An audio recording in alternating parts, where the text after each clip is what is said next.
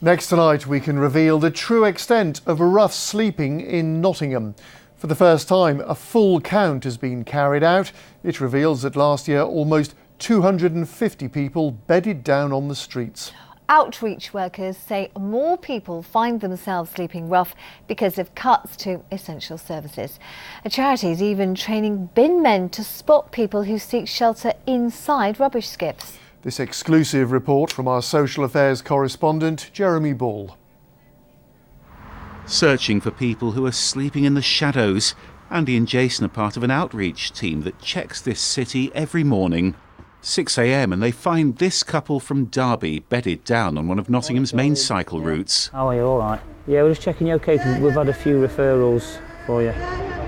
People used to sleep rough for years in Nottingham. Now most are offered somewhere to stay within 2 nights of being found. We are concerned about you.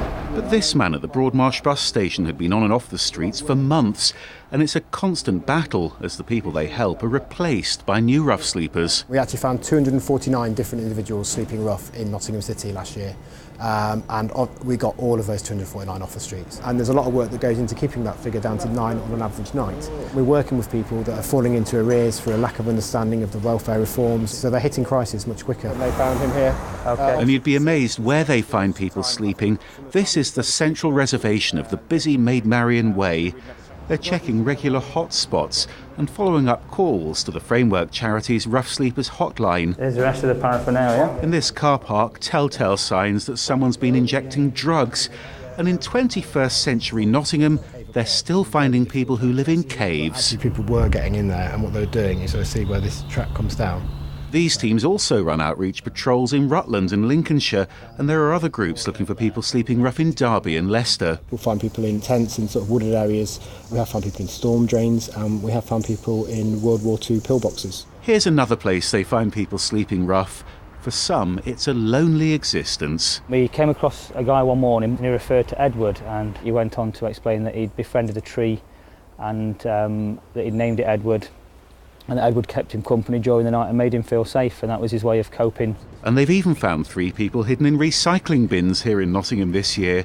Because of that, they're now training refuse collectors to spot and report rough sleepers. There's a huge risk of them not waking up when the bin men come to empty the bin. It's really dangerous, and if we do see people getting into bins or sleeping in bins, we really need to report it. Hello.